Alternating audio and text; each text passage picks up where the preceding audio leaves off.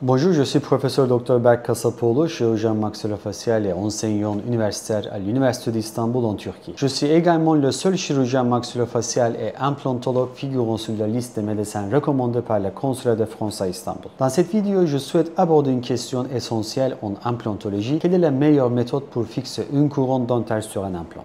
Couronne vissée ou couronne scellée, chacun a ses propres avantages et inconvénients et c'est exactement ce que nous allons découvrir ensemble aujourd'hui. Avant tout, permettez-moi une précision importante. En tant que chirurgien maxillofacial et implantologue, je communique toujours directement avec ma patiente. Contrairement à ce que vous pouvez rencontrer fréquemment dans le tourisme médical en Turquie, je n'utilise jamais d'intermédiaire, ni traducteur, ni commercial. Très souvent, des patientes viennent vers moi en demandant spécifiquement une technique visée parce que cela leur a été vendu ainsi par des commerciaux. Mais cette décision ne doit jamais être prise avant l'examen clinique du patient.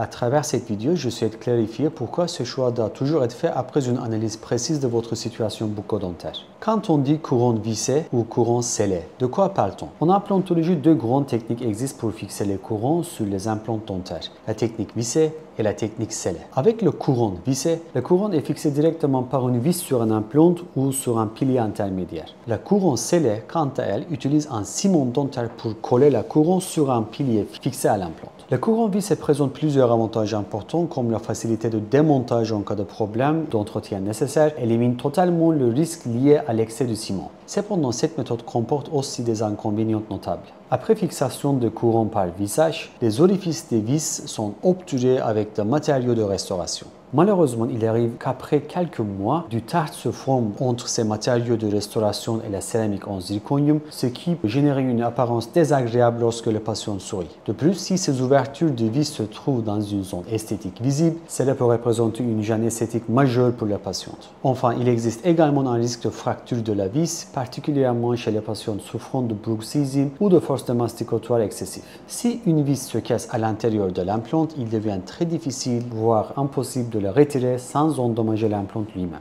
La couronne scellée offre généralement un meilleur rendu esthétique car elle ne présente pas d'orifice visible pour l'accès à la vis. Elle permet également une meilleure adaptation passive dans certaines situations cliniques. Toutefois, cette technique comporte également des inconvénients notables. Pour éviter les complications liées à l'excès de ciment, dans ma clinique, je travaille en collaboration avec des prothésistes dentaires spécialisés. Lors du collage des couronnes, nous plaçons du fil dentaire autour des implants et après avoir positionné les couronnes, nous retirons délicatement le fil avant la prise complète du ciment, évitant ainsi que le ciment ne pénètre sous la gencive.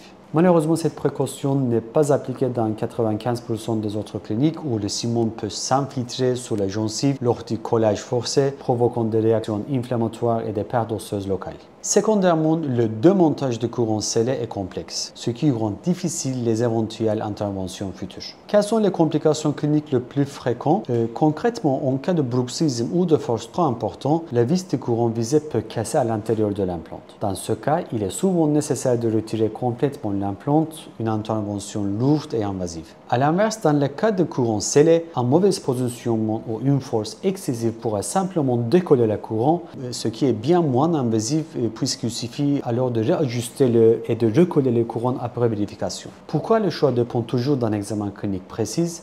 En fait, chaque patiente est unique et le choix entre couronne visée et couronne scellée ne devrait jamais être une décision commerciale prise à l'avance, surtout en contexte de tourisme médical. Cette décision doit être prise par le chirurgien dentiste après avoir examiné votre bouche, votre type d'occlusion et pris en compte votre éventuel bruxisme ou d'autres habitudes parafonctionnelles. Finalement, le couronne visée possède effectivement certains avantages pratiques indéniables, particulièrement dans le contexte de tourisme médical car elle est facilement démontable et réduit les besoins en suivi à long terme. Toutefois, si le patient présente un risque élevé de fracture de vis à cause de bruxisme, alors le couronne scellée peut être une option plus sûre malgré ses propres inconvénients. Retenez surtout ceci, le choix de la technique ne doit jamais être imposé par un vendeur ou un intermédiaire. Seul votre dentiste peut déterminer après examen clinique la meilleure option adaptée à votre situation. C'est précisément ce choix éclairé et basé sur la littérature scientifique que je souhaite vous apporter à travers cette vidéo. Merci pour votre attention et à très bientôt pour une prochaine vidéo.